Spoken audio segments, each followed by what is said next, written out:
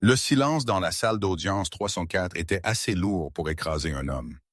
Sur un côté de l'allée était assise la famille Sterling, habillée de soie italienne, vérifiant leur Rolex, dépensant déjà mentalement les millions qu'ils étaient sûrs d'hériter. Sur l'autre côté était assise Jane Vance, portant une robe de magasin d'occasion, main pliée tranquillement sur ses genoux. Il la regardait avec pitié, parfois avec dégoût. Il pensait qu'elle était juste laide. Il pensait qu'elle était là pour recevoir un dernier chèque de paie. Mais quand juge Evelyn Blackwell baissa son marteau et lut la clause finale du dernier testament d'Arthur Sterling, les sourires suffisants ne se sont pas juste estompés. Ils ont disparu. Et en 3 secondes, la femme tranquille devint la personne la plus puissante dans la pièce, et les proches réalisèrent trop tard que leur avidité leur avait juste coûté tout. Voici l'histoire de comment le silence et un petit peu de justice ont détruit une dynastie. Arthur J. Sterling n'était pas un homme gentil dans sa jeunesse, mais il en était un riche. Il avait construit un empire maritime des quais de Seattle jusqu'au gratte-ciel de New York. Quand il est décédé à l'âge de 89 ans, à l'intérieur de son vaste domaine, Oakwood Manor, dans les collines tranquilles du comté de Litchfield, Connecticut, le chagrin de sa famille était mesurable. Il était mesuré en secondes. Spécifiquement, les 30 secondes qu'il a fallu à sa fille, Beatrice Sterling Davis, pour arrêter de faire semblant de pleurer et commencer à demander où étaient les clés du coffre-fort. Pendant les 5 dernières années de la vie d'Arthur, cependant, la famille avait été largement absente. Béatrice était occupée à passer des vacances dans la Riviera française. Le petit-fils d'Arthur, Julian, construisait sa marque à Los Angeles, ce qui impliquait surtout de casser des Ferrari qu'il ne pouvait pas se permettre. La seule personne qui avait réellement été à Oakwood Manor, changeant les poches de perfusion d'Arthur, lui lisant le journal du matin et tolérant ses accès de rage induits par la démence, était Jane Vance. Jane était la nièce éloignée d'Arthur, une relation si éloignée sur l'arbre généalogique que Béatrice la désignait souvent comme l'errante. Quand les parents de Jane sont morts dans un accident de voiture en Ohio 4 ans auparavant, elle n'avait nulle part où aller. Arthur, dans un rare moment de pragmatisme, lui offrit une chambre dans l'aile des domestiques en échange de tâches de soignante. Il ne voulait pas payer une agence d'infirmières professionnelles les tarifs premium pour des soins 24 heures 24 et 7 jours 7. Il a eu Jane gratuitement. Le jour des funérailles était froid et gris. Le cimetière de Litchfield était rempli de parapluies noirs et de poignées de main insincères. Elle porte toujours ses chaussures. Julian chuchota fort à sa mère, Béatrice, hochant la tête vers Jane. Jane se tenait à part de la famille près de l'arrière, portant une simple robe noire et des chaussures plates et raflées. Ne sait-elle pas que c'est un événement Sterling? C'est embarrassant. Ignore-la, Julian. Béatrice siffla, ajustant ses lunettes de soleil surdimensionnées. Une fois le testament lu lundi, nous lui donnerons un billet de bus pour l'Ohio et quelques centaines. Elle sera hors de nos cheveux. Jane les a entendus. Elle les entendait toujours. Elle avait passé 4 ans à devenir invisible, maîtrisant l'art de se fondre dans les murs en acajou du manoir. Elle regarda la terre fraîche couvrant la tombe d'Arthur. Elle ne pleurait pas pour l'argent. Elle pleurait parce que, malgré sa nature bourrue, Arthur avait été la seule famille qu'elle lui restait. Et aux dernières heures de la nuit, quand le médicament contre la douleur agissait, il lui avait raconté des histoires. Il lui avait raconté des secrets, Mademoiselle Vance. Jane leva les yeux. Un homme grand avec des cheveux argentés et des lunettes à monture métallique se tenait à côté d'elle. C'était Samuel Thorne, l'avocat personnel d'Arthur du cabinet Thorne, Biggs et Stratton. Il était connu comme le requin du Connecticut pour une raison. « Monsieur Thorne, dit Jane doucement, je suis désolé pour votre perte. Je sais que vous et oncle Arthur étiez amis. » Nous l'étions, dit Thorne, son visage illisible. Il jeta un coup d'œil à Béatrice et Julian, qui sont actuellement en train de discuter avec le directeur des pompes funèbres à propos du coût des arrangements floraux. La lecture du testament est prévue pour lundi matin à 9 Dom Tayset. Au palais de justice nôtre, Jane fronça les sourcils. Je pensais que vous faisiez habituellement ces choses au bureau du manoir. Habituellement, oui, dit Thorne, sa voix baissant d'une octave. Mais étant donné les complexités des dernières volontés de M. Sterling, juge Evelyn Blackwell est accepté de présider l'homologation immédiatement. C'est une audience formelle. Vous devez être là, Jane. Moi, Jane serra son sac à main. Monsieur Thorne, Béatrice m'a dit que je ne suis pas nécessaire. Elle a dit que je devrais faire mes valises. Les yeux de Thorne se sont durcis derrière ses lunettes. Ne faites rien et ne les laissez pas vous intimider.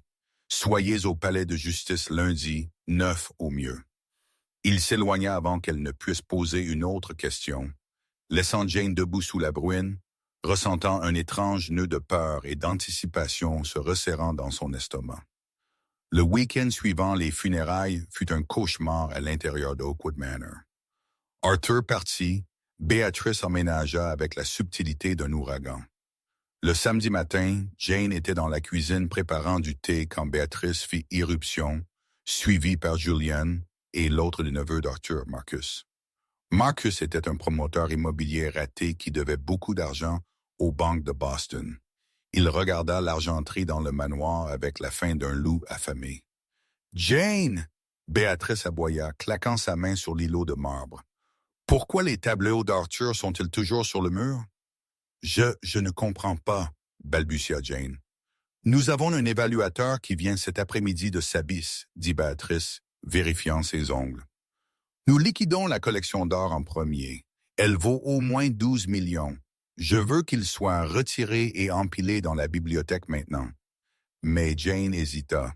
Monsieur Thorne a dit que rien ne devrait être bougé avant la lecture formelle lundi. La pièce devint silencieuse. Julien rit, un son d'aboiement cruel. Il s'approcha de Jane, la dominant. « Écoute-moi, petite souris. » Julien ricana. « Monsieur Thorne travaille pour nous maintenant. Nous sommes les héritiers. C'est notre maison.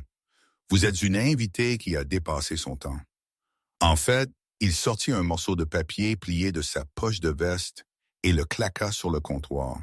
« Qu'est-ce que c'est? » demanda Jane, ses mains tremblantes. « C'est une décharge de responsabilité. » Marcus intervint, se versant un verre du scotch cher d'Arthur. « Et un accord de non-divulgation.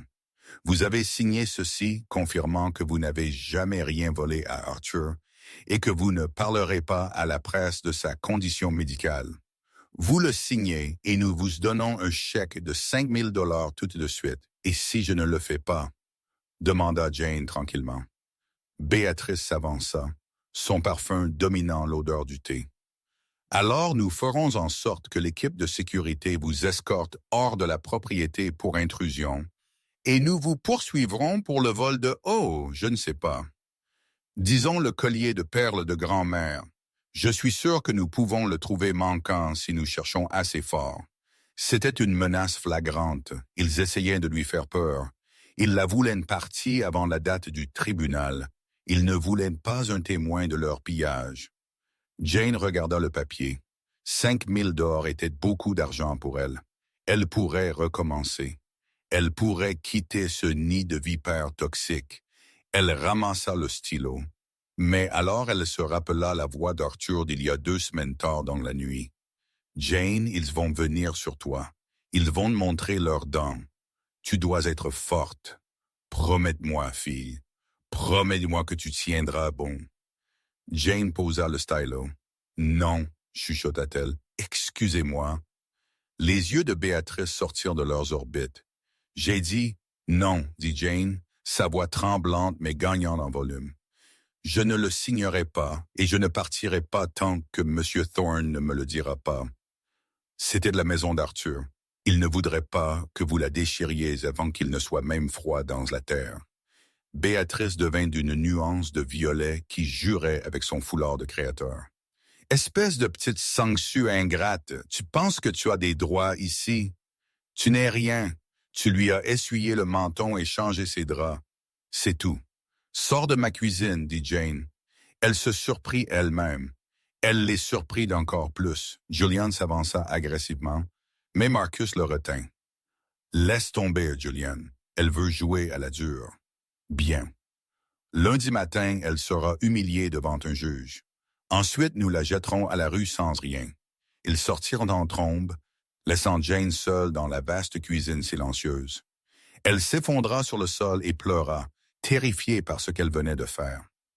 Elle ne savait pas que dans le bureau à l'étage, caché à l'intérieur d'un vieil exemplaire de Moby Dick, se trouvait un journal qu'Arthur avait tenu pendant la dernière année. Un journal qui détaillait chaque visite que Béatrice n'avait pas faite, chaque dollar que Marcus avait emprunté et jamais remboursé, et chaque gentillesse que Jane lui avait montrée. Elle ne le savait pas encore, mais lundi n'allait pas être des funérailles pour Arthur. Cela allait être une exécution pour eux. Lundi matin arriva avec un orage qui secoua les fenêtres de la cour supérieure de Bridgeport. L'atmosphère à l'intérieur de la salle d'audience 354 était stérile et froide. La famille Sterling arriva dans une flotte de SUV noirs. Béatrice portait un tailleur Chanel noir qui coûtait plus que tous les revenus de la vie de Jane. Julian portait des lunettes de soleil à l'intérieur. Marcus avait l'air nerveux, vérifiant constamment son téléphone pour des mises à jour sur ses dettes. Ils occupaient toute la première rangée du côté droit, flanqués de 2 jeunes avocats qu'ils avaient engagés juste au cas où. Thorne tenta quelque chose de délicat. Jane arriva par bus de ville. Elle était mouillée par la pluie, son parapluie s'étant retourné 2 pâtés de maison plus loin. Elle entra dans la salle d'audience, dégoulinant légèrement sur le linoléum. Par ici, mademoiselle Vance Samuel Thorne lui fit signe vers la table à gauche. Pourquoi est-elle assise à la table du plaignant, claqua-t-il fort. C'est une employée. Elle devrait être dans la galerie. Elle est une partie nommée dans les procédures, dit Thorne calmement, arrangeant ses dossiers. Partie nommée? Julian se moqua. Quoi? Est-ce que grand-père lui a laissé le chat? Ou peut-être son vieux fauteuil roulant? La famille ricana. Tous, levez-vous. L'huissier beugla. Juge Evelyn Blackwell entra. Juge Blackwell était une légende dans l'État du Connecticut. Elle avait 60 ans, acérée comme une attaque, et avait 0 tolérance pour les bêtises. Elle s'assit, ajusta ses robes et regarda par-dessus ses lunettes la famille Sterling. « Asseyez-vous » commanda-t-elle. La pièce devint silencieuse. « Nous sommes ici pour l'audience d'homologation de la succession d'Arthur J. Sterling, » dit Juge Blackwell. « Monsieur Thorne, vous êtes l'exécuteur. »« Je le suis, votre honneur, » dit Thorne, se levant. « Très bien, procédons. J'ai examiné les documents préliminaires. Je comprends qu'il y a un litige concernant la validité du dernier testament. »« Oui, votre honneur. » L'avocat de Béatrice, un homme habile nommé M. Henderson, se leva. « Nous représentons la lignée directe d'Arthur Sterling. Nous croyons que tout document produit par M. Thorne récemment a été créé sous influence indue. Notre père souffrait de démence. Il n'était pas dans son bon esprit. Nous croyons que cette jeune femme, il pointa un doigt accusateur vers Jane, a manipulé un homme malade, mourant pour obtenir un versement. » Jane se rétrécit sur son siège. L'accusation piquait comme une gifle. « Manipulé ?» La voix de Thorne coupa à travers la pièce. « Votre honneur, M. Sterling, était d'esprit sain jusqu'à la toute fin. En fait, il a enregistré une déposition vidéo 3 semaines avant sa mort, spécifiquement pour adresser cette accusation. Une vidéo. Béatrice chuchota, son visage pâlissant. « Jouez-la » ordonna Juge Blackwell. Thorne fit un signe de tête au greffier de la cour. Un grand écran sur le mur s'alluma en clignotant. Le visage d'Arthur Sterling apparut. Il avait l'air frêle, assis dans son fauteuil en cuir au manoir, mais ses yeux étaient clairs et bleus. « Mon nom est Arthur Joseph Sterling. » La vidéo enregistrée joua. « Aujourd'hui est le 14 octobre. Je fais cette déclaration de ma propre volonté. Je connais ma famille. Je sais que quand je mourrai, Béatrice voudra les bijoux, Julien voudra les voitures, et Marcus voudra l'argent liquide pour payer ses dettes de jeu. » Dans la salle d'audience, Marcus haleta de manière audible. Julien avait l'air d'avoir été frappé. « Ils ne m'ont pas rendu visite depuis 6 mois. » Arthur continua à l'écran. Pas une seule fois, pas pour mon anniversaire, pas quand je suis tombé et me suis cassé la hanche. Ils ont seulement appelé pour demander quand les dividendes des actions de l'entreprise arrivaient. Arthur fit une pause pour tousser. Et dans la vidéo, la main de Jane entra dans le cadre, lui offrant un verre d'eau. Il la prit avec un sourire.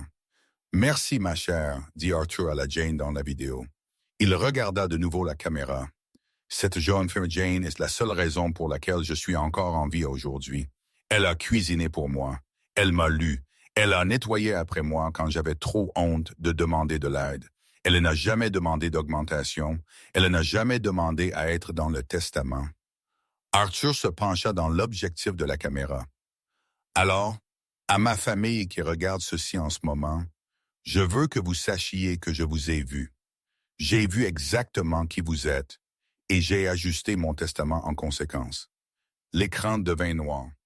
Le silence dans la salle d'audience était absolu. Béatrice serrait la rampe si fort que ses jointures étaient blanches. « Monsieur Thorne, » dit juge Blackwell, « veuillez lire la distribution des actifs. » Thorne ramassa un document épais relié en papier bleu. « À ma fille, Béatrice, » lut Thorne. « Je laisse les albums photos de famille trouvés dans le grenier afin qu'elle puisse se souvenir de la famille qu'elle a négligée. »« Quoi? » Béatrice hurla. « C'est tout. Les albums à mon neveu Marcus. » Thorne continua, ignorant l'éclat. « Je laisse le pardon de sa dette actuelle envers moi totalisant 450 000 $. Vous êtes maintenant libre de dette envers la succession, Marcus. Ne le gâchez pas. » Marcus s'affala sur sa chaise. C'était beaucoup d'argent, mais ce n'était pas les millions dont il avait besoin.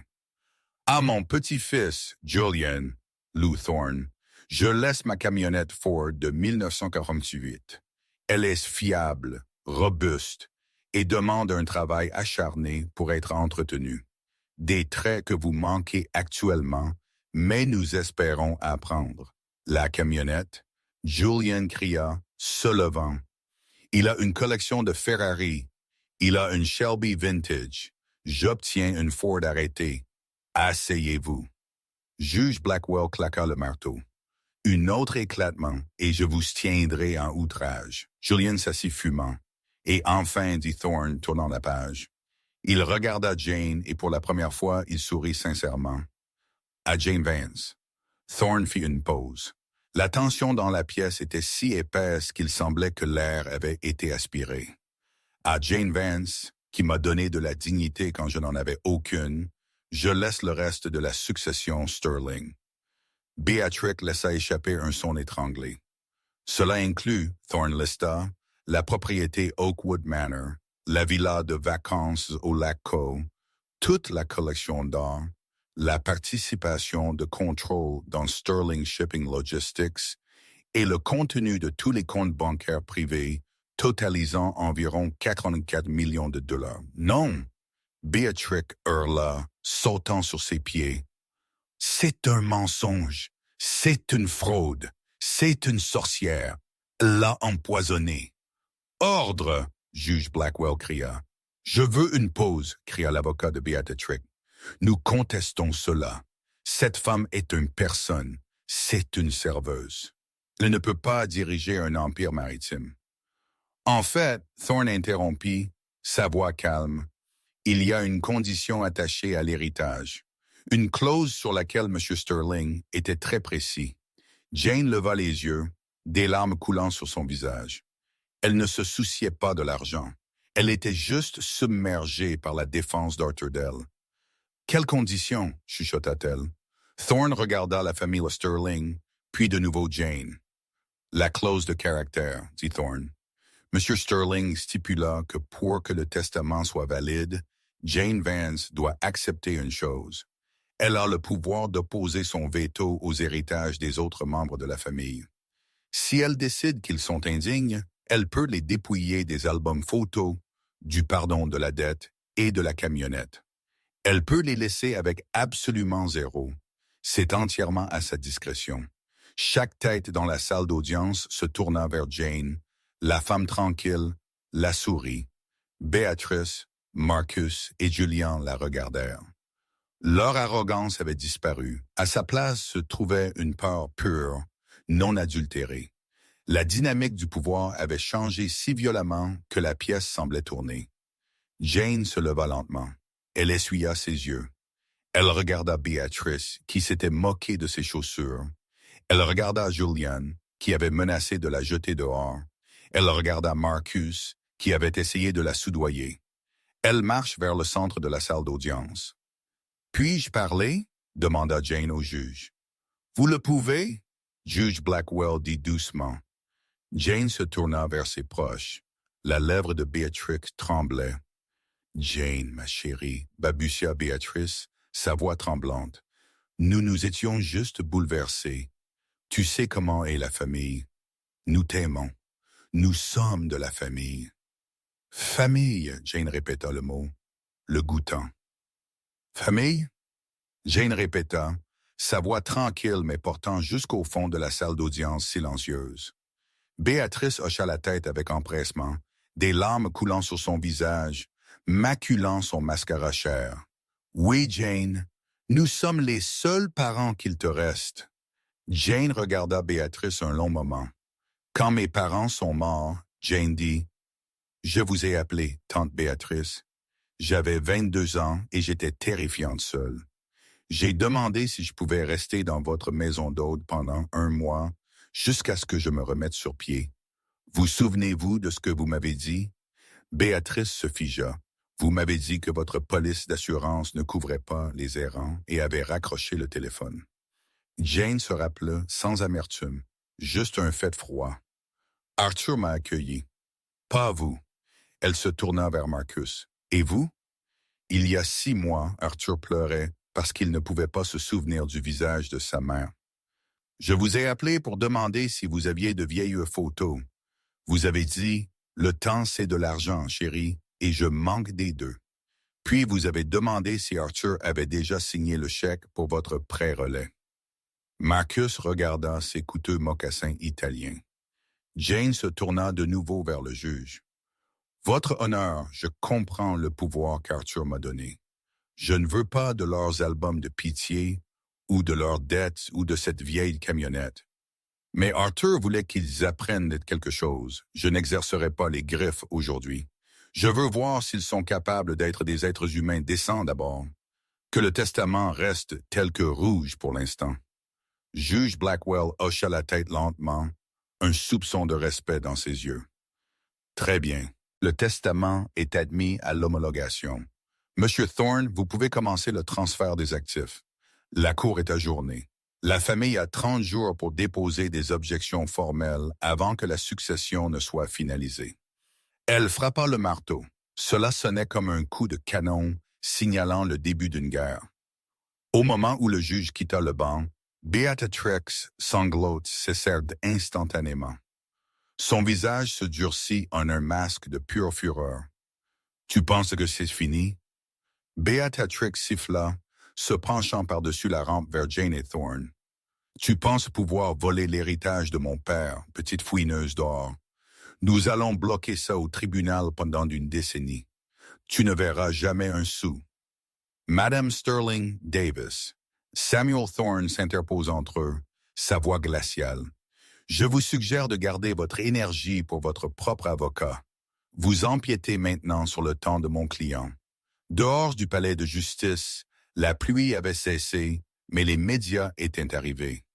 Les caméras clignotaient alors que la famille Sterling émergeait, l'air sombre. Béatrice bouscula un reporter, demandant à propos de la clause de caractère. Jane émergea quelques minutes plus tard, flanquée par Thorne. Les éclairs l'aveuglèrent. « Mademoiselle Vance, qu'est-ce que ça fait d'être les héritiers de Sterling Shipping? Est-il vrai que la famille vous a traité comme une domestique?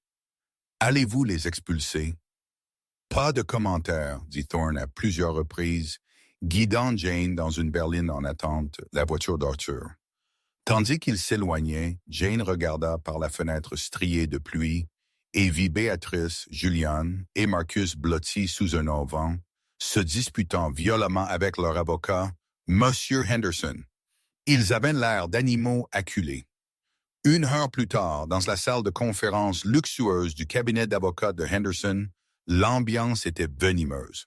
« Comment avez-vous pu laisser cette vidéo arriver? » Julian cria à Henderson, arpentant la pièce. « Vous avez dit que le vieil homme était trop loin pour former une phrase cohérente. » « Thorne nous a pris par surprise, » dit Henderson, desserrant sa cravate. La sueur perlait sur son front. Il a caché la déposition parfaitement, mais écoutez-moi, nous n'avons pas fini.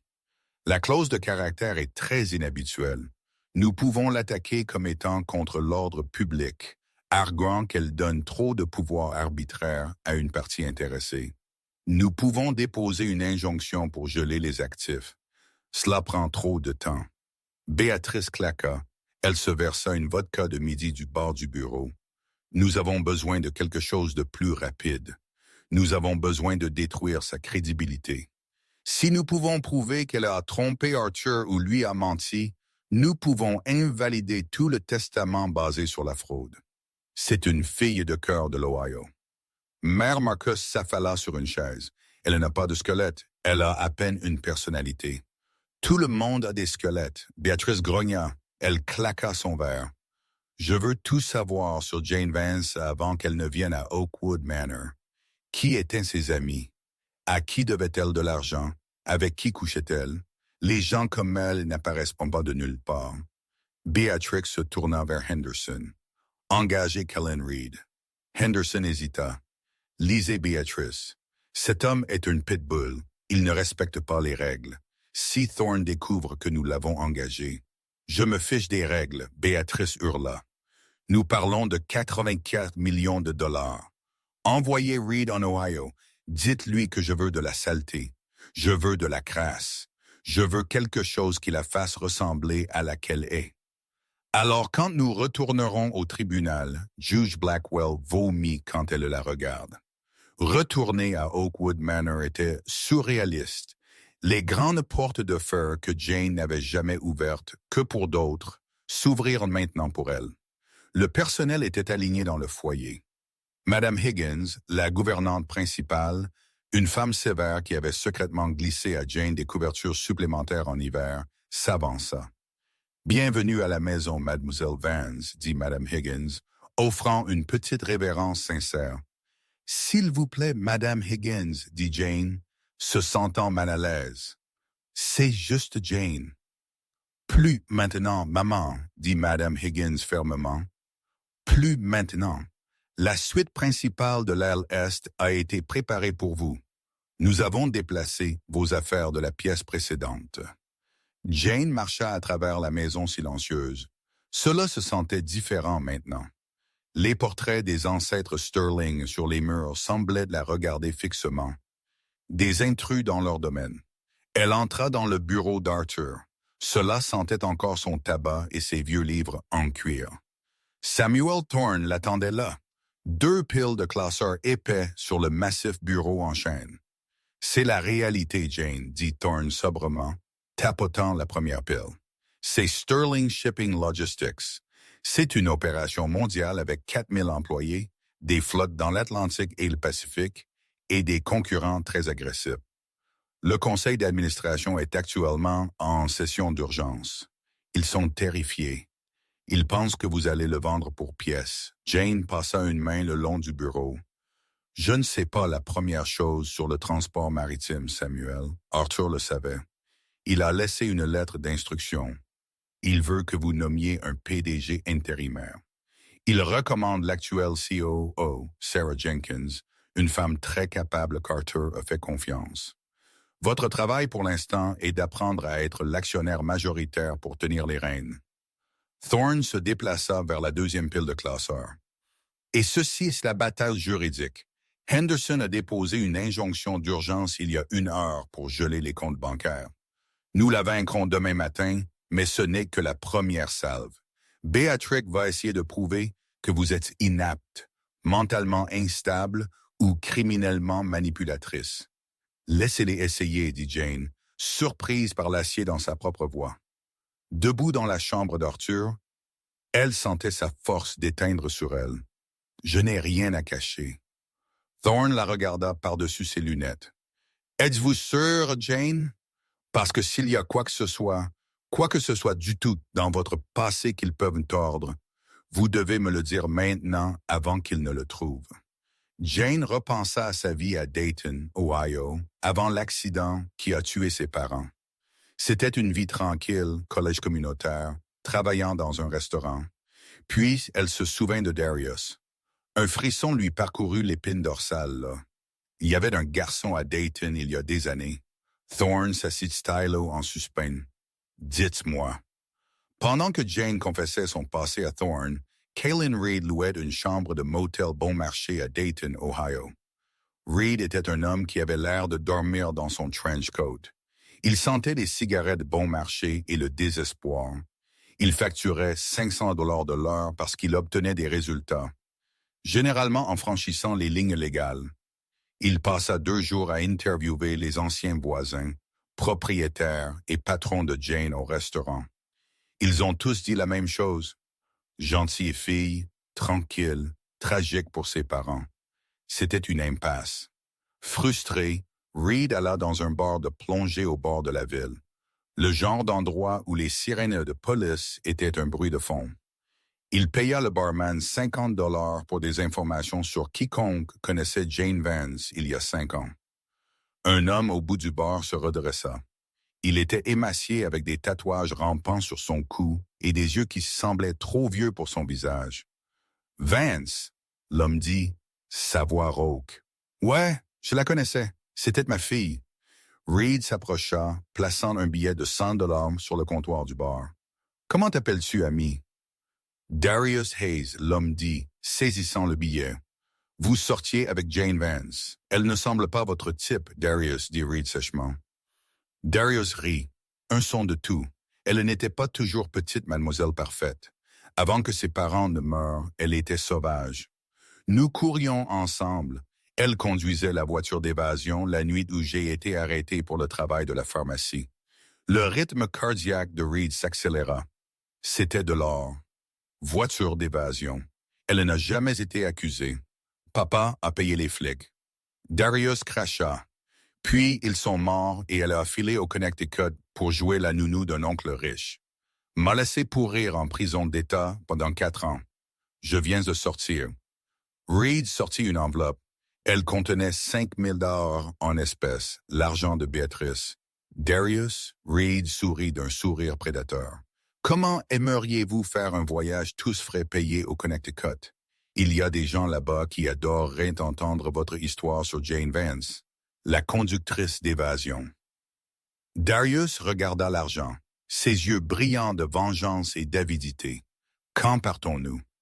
De retour à Oakwood Manor 3 jours plus tard, la pièce était brisée. Jane était dans la bibliothèque essayant de comprendre un rapport de bénéfices trimestriel pour la compagnie maritime, quand Madame Higgins entra, l'air pâle. « Mademoiselle Vance, il y a un gentleman à la porte. Il insiste pour vous voir. Il a refusé de donner son nom à la sécurité, mais il a envoyé ceci. » Madame Higgins tendit à Jane un petit médaillon d'argent terni.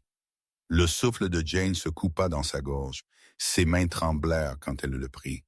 C'était bon marché, quelque chose qu'elle avait acheté à une foire quand elle avait 19 ans. À l'intérieur se trouvait une petite photo fanée d'elle et Darius riant. Elle ne l'avait pas vu depuis 5 ans. Elle pensait l'avoir perdu la nuit où Darius a été arrêté, la nuit où elle a fui la scène en panique, changeant à jamais le cours de sa vie. « Laissez-le entrer », chuchota Jane, fermant son poing autour du médaillon si fort qu'il lui coupa la paume. « Mais maman, la sécurité dit qu'il a l'air rude. Laissez-le entrer, Madame Higgins. Amenez-le ici. » 10 minutes plus tard, les portes de la bibliothèque s'ouvrirent. Darius entra nonchalamment, l'air déplacé parmi les premières éditions et les meubles en cuir. Il avait l'air en meilleure santé qu'en Ohio, grâce au financement de Beatrice. Il portait un nouveau costume qui ne lui allait pas tout à fait, acheté par Kaylin Reed. « Bonjour, Ellie. » Darius sourit, appréciant le regard de terreur sur son visage. « Bel endroit que tu as là. Une petite amélioration par rapport au parc à roulotte, hein? »« Que veux-tu, Darius? » demanda Jane, se levant, essayant de garder le bureau entre eux. J'ai entendu dire que tu avais touché de l'argent sérieux. Darius fit le tour de la pièce touchant un vase Ming inestimable. J'ai commencé à penser aux anciens temps, à comment tu m'as laissé tomber quand les flics sont arrivés. Tu me dois, Ellie. Tu me dois 4 ans de ma vie. Je ne savais pas ce que tu cambriolais l'endroit, plaida Jane. Tu m'as dit que tu allais juste chercher une ordonnance. Peu importe ce que tu savais. Ce qui importe, c'est ce à quoi ça ressemblait. Darius se pencha sur le bureau. Son souffle fétide, et en ce moment il semble que l'héritière de la fortune Sterling soit complice de vol à main armée.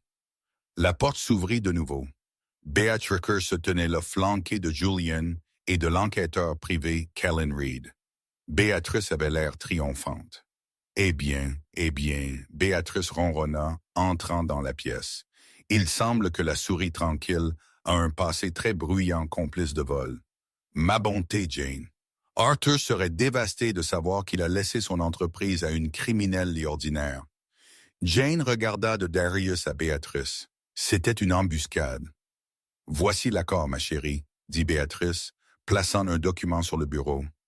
Vous nous cédez le contrôle total de la succession à moi et Julian tout de suite.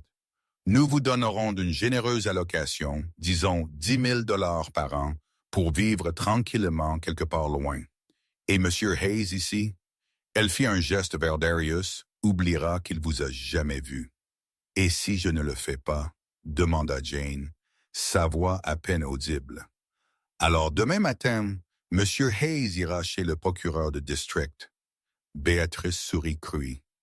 Et au lieu de vivre dans un manoir, vous vivrez dans une cellule. Le choix est le vôtre, famille.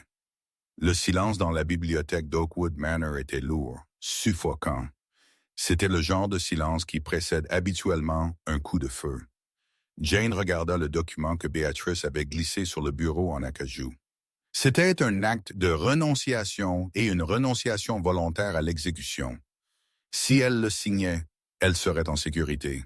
Elle pourrait redevenir une personne, vivant dans un petit appartement loin des requins en costumes italiens et des fantômes de son passé.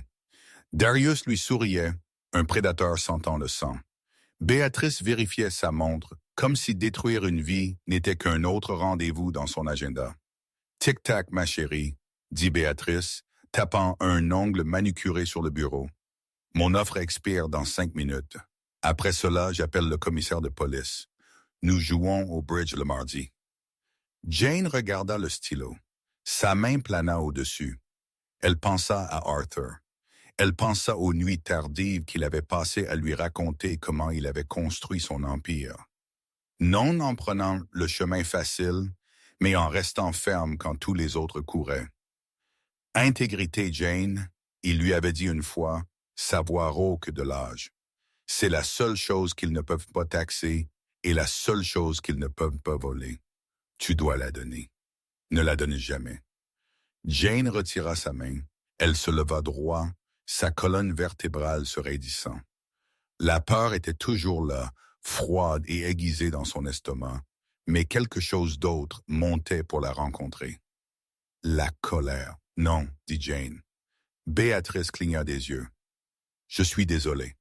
J'ai dit non, Jane répéta plus fort cette fois. Elle regarda directement Darius. J'avais 19 ans. J'étais stupide. J'étais amoureuse d'un mauvais homme, mais je ne savais pas que tu allais cambrioler cette pharmacie jusqu'à ce que tu sortes en courant avec un pistolet. Je n'ai pas pris un sou de cet argent. Je suis parti en voiture parce que j'étais une enfant terrifiée. Elle se tourna vers Béatrice. Tu veux me détruire? Vas-y, dis-le au monde. Traîne mon nom dans la boue. Mais je ne signe pas ceci. Arthur m'a choisi. Et je ne vais pas te laisser voler ce qu'il a construit juste parce que tu as trouvé un squelette dans mon placard. Le visage de Béatrix se contorsionna en un masque de pur venin. Fille folle. Tu penses que la vérité importe? C'est le tribunal de l'opinion publique. Demain matin, tu ne seras pas la nièce en deuil. Tu seras la gangster. Le conseil votera pour te chasser. Le juge révoquera ton statut. Alors fais-le, dit Jane, pointant la porte. Sors de ma maison. C'est notre maison, Julien cria, s'avançant, ses poings serrés. Pas encore, dit Jane calmement. Sécurité? Deux gardes de sécurité costauds qui attendaient dans le couloir entrèrent. Ils regardèrent Westin, puis les Sterlings. Ils ne bougèrent pas pendant une seconde. La tension était palpable. Qui a signé leur chèque? Escortez Mme Sterling Davis et ses invités hors de la propriété, commanda Jane, sa voix faisant écho à l'autorité d'Arthur. Maintenant, les gardes bougèrent. Allons-y, les amis, dit l'un d'eux, plaçant une main sur l'épaule de Julien. Ne me touche pas. Julien repoussa la main. Béatrix ramassa son sac à main, ses yeux brûlant des trous dans Jane. Tu viens de signer ton propre arrêt de mort, Jane. Allez, Darius, nous avons un poste de police à visiter. Ils sortirent en trombe. Les lourdes portes de la bibliothèque se fermèrent avec fracas, laissant Jane seule. Ses genoux cédèrent enfin et elle s'effondra dans le fauteuil en cuir d'Arthur, enfouissant son visage dans ses mains. Elle sanglota, des soupirs profonds et déchirants. Elle avait tenu bon, mais à quel prix? Les retombées furent instantanées et nucléaires. À 6h03 du matin le lendemain, les fourgonnettes de presse étaient alignées devant les portes d'Oakwood Manor. Les gros titres étaient brutaux. La chronique de Bridgeport.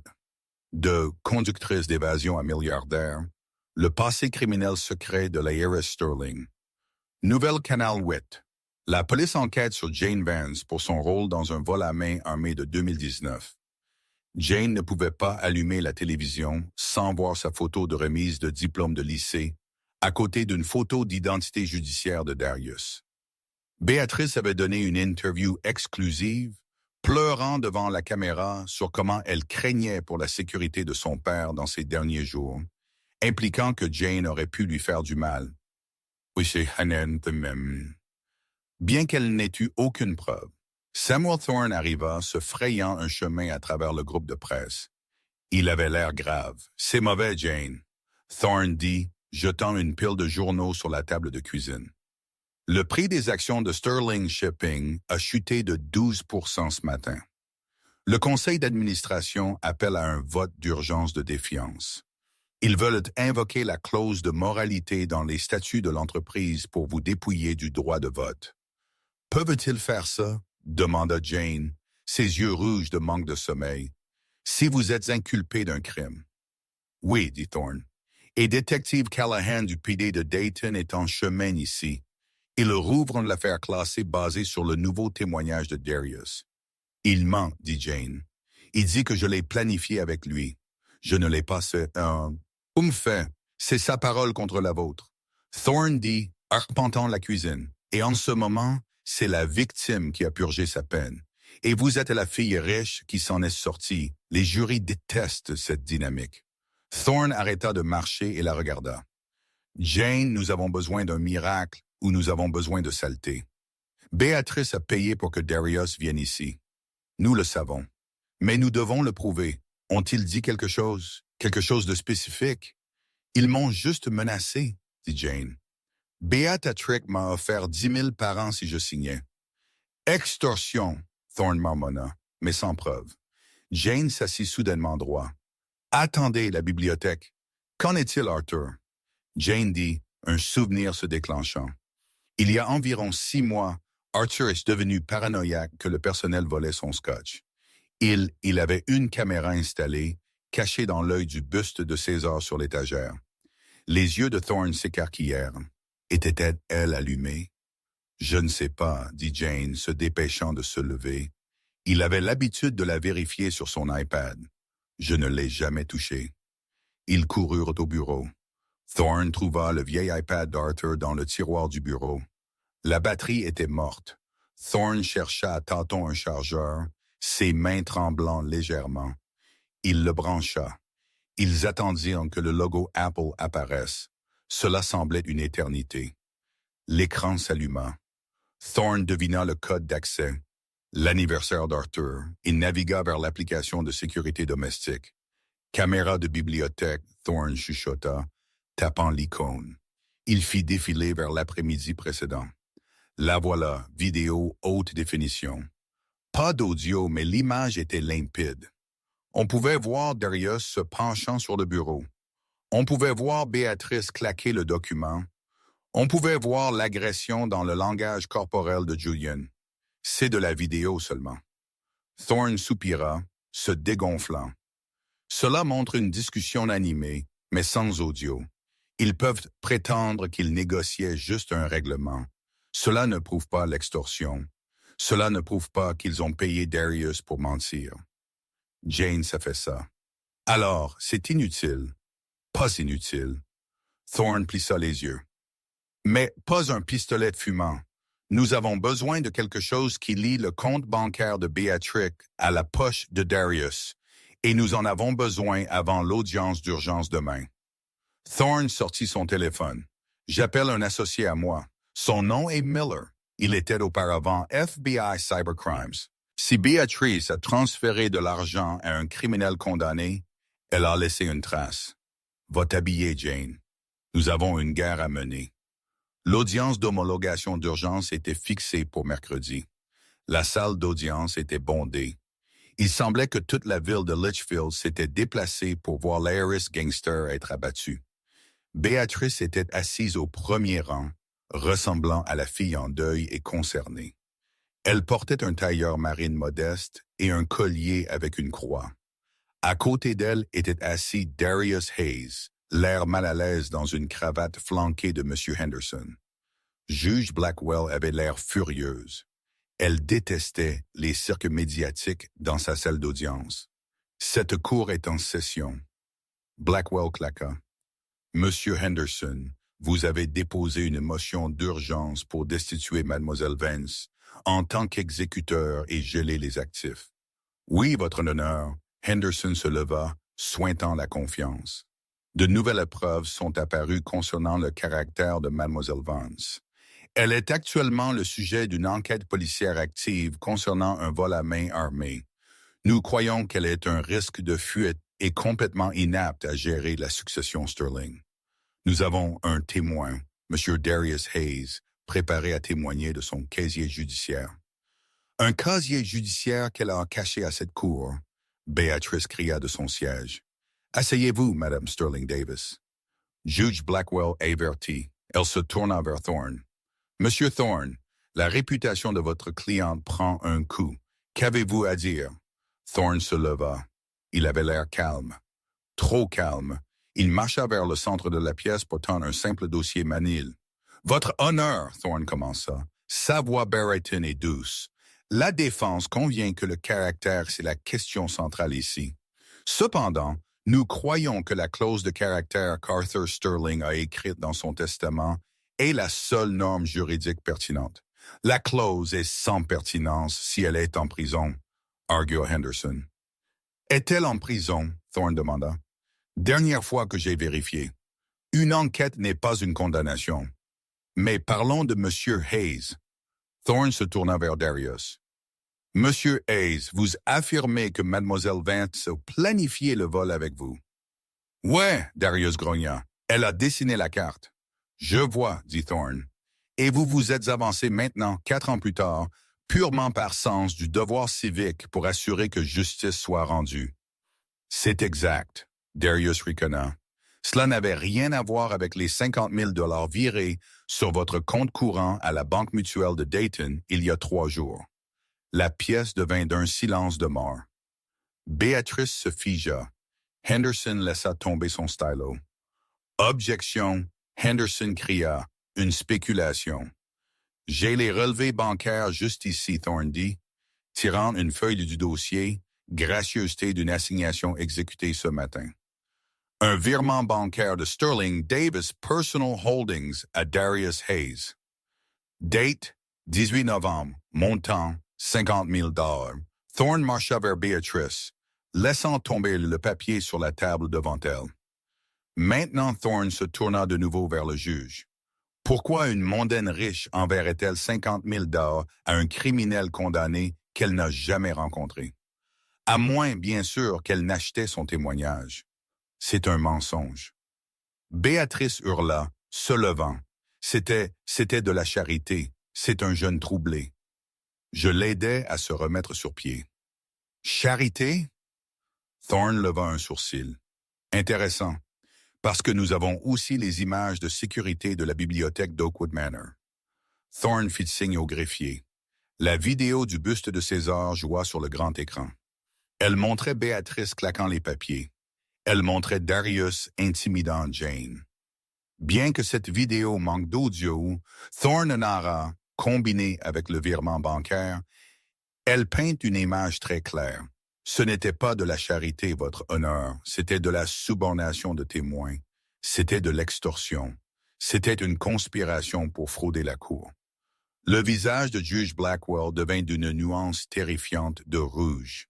Elle regarda Henderson. « Conseiller, saviez-vous pour ce paiement? » Je n'avais aucune idée, votre honneur, balbutia Henderson, s'éloignant de Béatrix comme si elle était radioactive. « Je me récuse. Je ne peux pas représenter cette cliente. »« Tu ne peux pas me laisser. » Béatrice attrapa son bras. « Je t'ai payé une provision. » Monsieur Hayes, juge Blackwell regarda Darius. « Je vous suggère de commencer à parler. Si vous me mentez maintenant, j'ajouterai le parjure à votre violation de libération conditionnelle et vous retournerez en prison pour très, très longtemps. Madame Sterling, Davis vous a-t-elle payé pour mentir sur Mademoiselle Vance? » Darius regarda le juge, puis la Béatrice terrifiée, et finalement les gardes de sécurité impassibles bloquant la sortie. Il réalisa que le jeu était terminé. Il n'allait pas en prison pour une dame riche qui le regardait comme s'il était des ordures. « Oui, dit Darius, sa voix se brisant. Elle m'a trouvé en Ohio. Elle a dit que si je venais ici et disais qu'Ellie était le cerveau, elle me donnerait 50 000 maintenant et 50 autres quand le testament serait annulé. Ellie ne savait rien du vol, elle attendait juste dans la voiture. La salle d'audience éclata.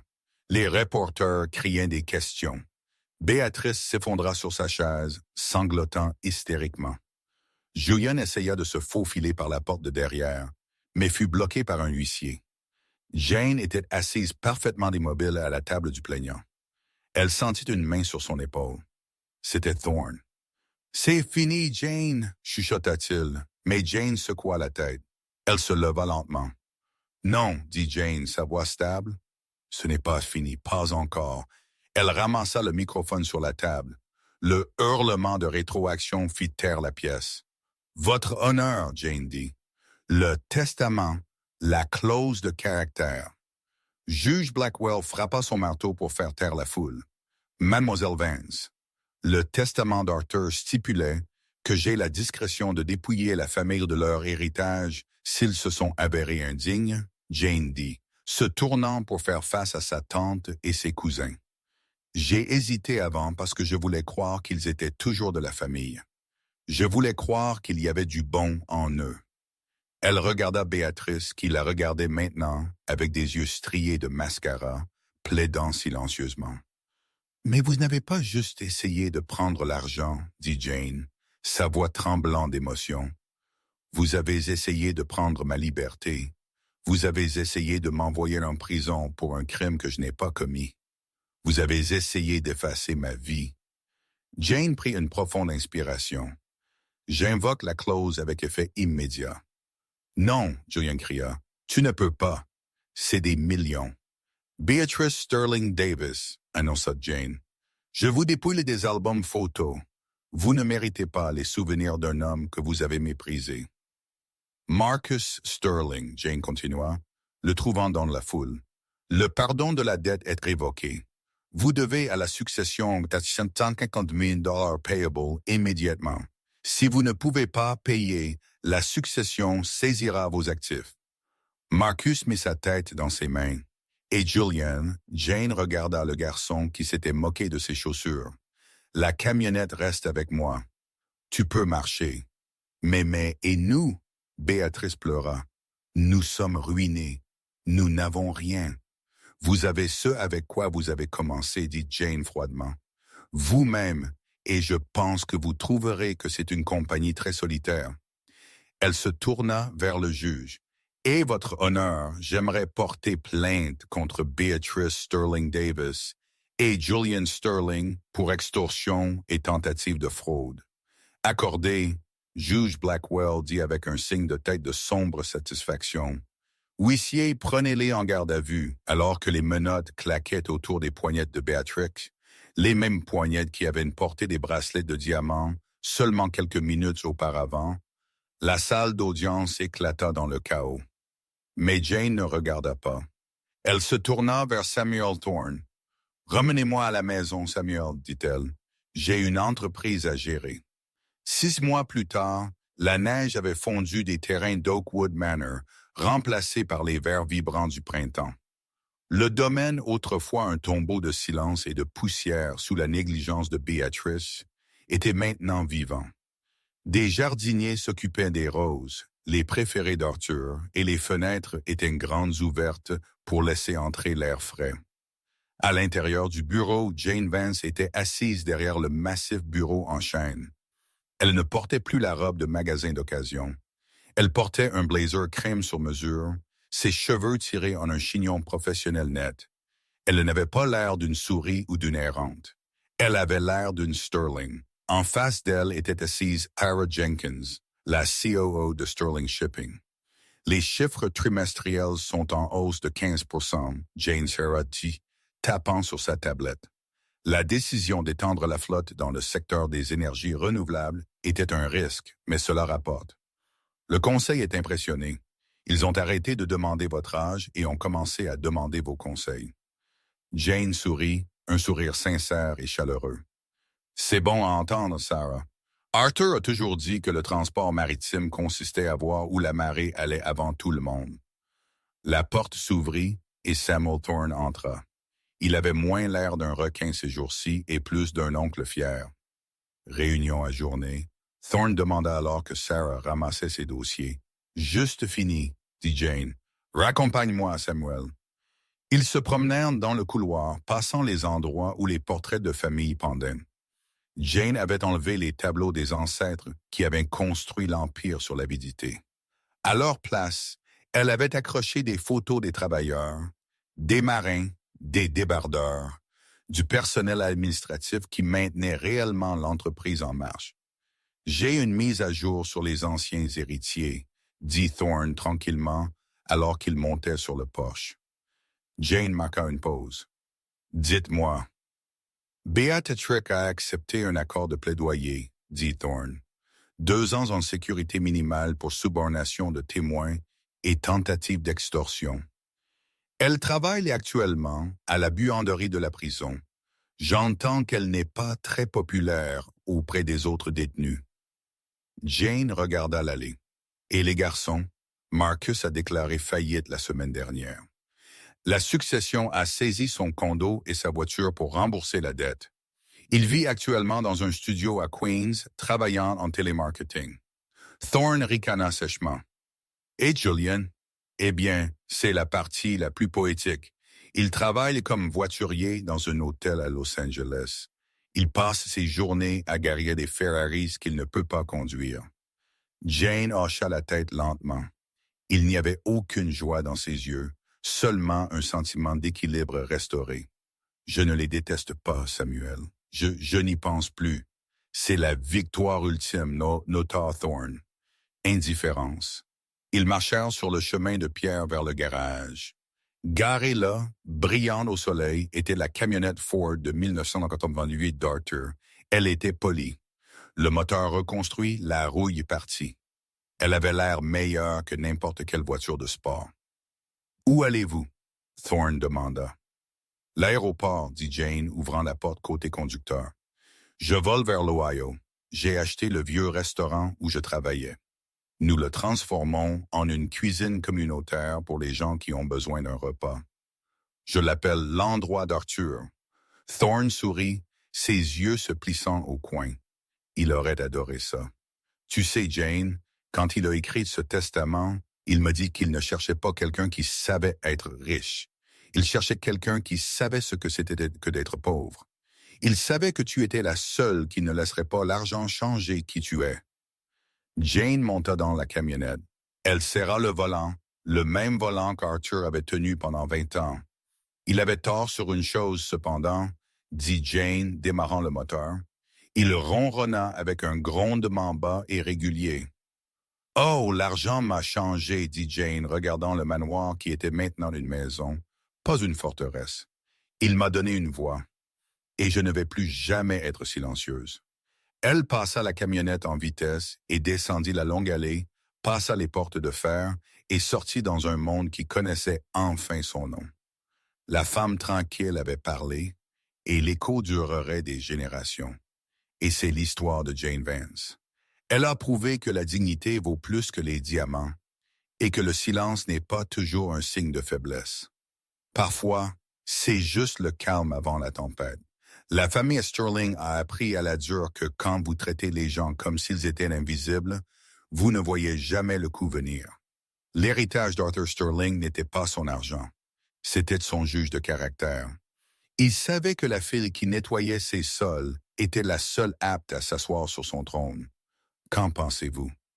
Jane a-t-elle fait de la bonne chose en prenant tout, ou aurait-elle dû montrer de la miséricorde à sa famille malgré leur cruauté? Si vous étiez à sa place, auriez-vous signé les papiers ou riposté? Faites-moi savoir vos pensées dans les commentaires ci-dessous. Je lis chaque seul. Si vous avez apprécié cette histoire de karma et de justice, veuillez appuyer sur ce bouton « J'aime ». Cela aide vraiment la chaîne à grandir. Et n'oubliez pas de vous abonner et de sonner la cloche de notification pour ne jamais manquer une nouvelle histoire. Merci d'avoir regardé et je vous verrai dans le prochain.